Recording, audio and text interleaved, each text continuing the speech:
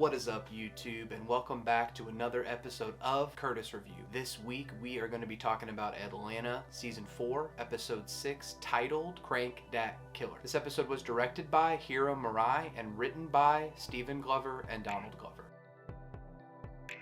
As the episode opens, Al, Ern, and Darius discuss the new Soulja Boy themed killer, Crank Dat Killer. Anyone with a Crank Dat Killer video from back in the day is being hunted down by this serial killer. And the guys find out that Al did in fact have a Crank Dat Killer video from back in the day. Al's look of complete shame and fear washing over him is completely priceless. Blink and you'll miss it, but as they're watching Al's old video, you'll see references to Season 1's BAN. Al very quickly wants Ern to scrub his old video off the surface of the planet, but he shrugs off the killer as something that's more of a joke or a hoax rather than something that could seriously impact him. And we see Al shirking a collab opportunity with this kind of positive, cringe, nice guy rapper, some guy named Doug, by pouring liquor all over his studio soundboard. Everybody wants something from Paperboy these days. Ern even tried using Al's name to get the new Nike Miracles. Nike told him to go fuck himself. After leaving the studio with Ern saying their goodbyes, we see Al watching his old Crank Dat Jimmy Neutron video. We see a skull and crossbones emoji has been placed on his video.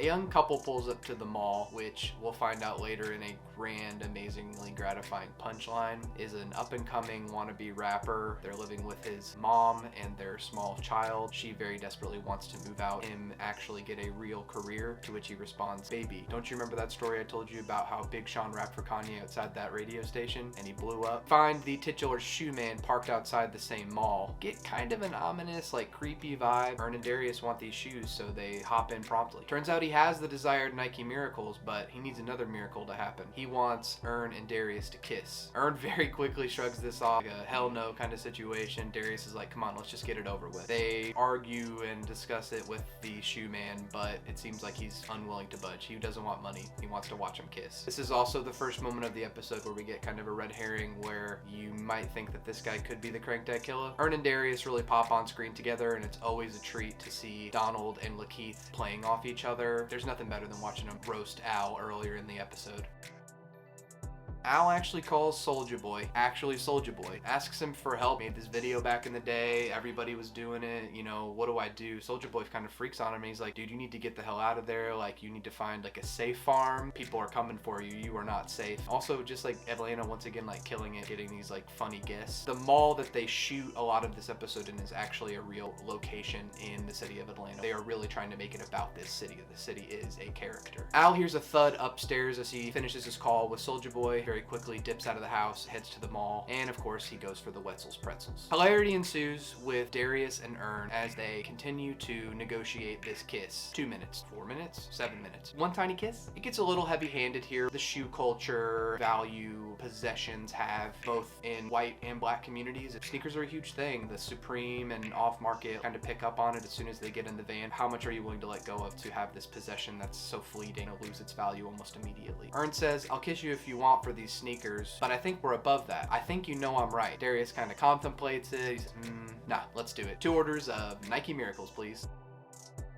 Al tries and fails to blend in at the mall, almost immediately getting sighted. Woman at the pretzel stand says, you're the only person wearing a hat with no logo. Nobody owns a hat with no logo. Chris Evans apparently mingles nearby. Our earnest wannabe rapper Roberto from earlier, he hears that Paperboy is nearby, and he's like, I'm gonna have that Big Sean moment. We see a guy pull up an off-brand The Weeknd. Paperboy! Al immediately takes off through the halls of commerce to escape his killer. As his pursuer continues to chase him, a gunfight breaks out, and then everyone in the mall, random shoppers, white country dudes, a mom, just gets completely chaotic. Al takes off, he's running, and then we see Roberto turn around the corner. Oh, it's heartbreaking. Starts rapping, my life like a movie, my eyes like a Uzi, jacuzzi. Al literally shattering Roberto's dreams as he tosses him into a plate glass window. Oh, how sweet that moment was.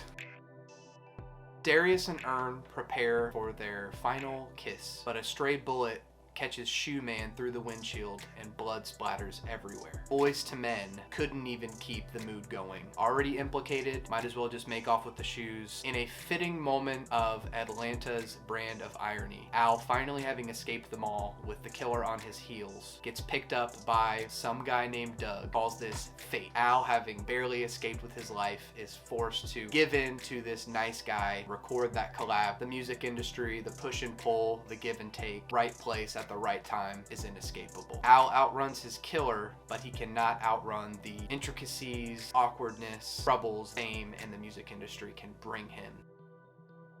We're seeing, again, the theme of returning to that sitcom, coming home. Al is working with a weed plant. Hello, my name is Dr. Green Thumb. Probably be a product of weed plant that he picked up from Blue Blood's funeral. It's also revealed that a thick man was the Crankdat killer. All the guys, however, don't fully disclose exactly what happened during their day. Darius is like, hey, did you see my new kicks? And Al's like, oh yeah, those are fresh. They don't talk about how they kissed and then watch this guy get shot through the windshield to get these shoes. Al very quickly shrugs off like, oh yeah, you know, I just went to the mall and didn't do too much. Thinking about getting a farm though. Saw some old beef from high school. The episode closes as we hear the freshly released new single from some guy named Doug featuring Paperboy. This was another episode of Curtis Review. We covered Atlanta Season 4, Episode 6, titled Crankdat Killer. Please consider liking and subscribing. Until next time, keep coming back. Peace.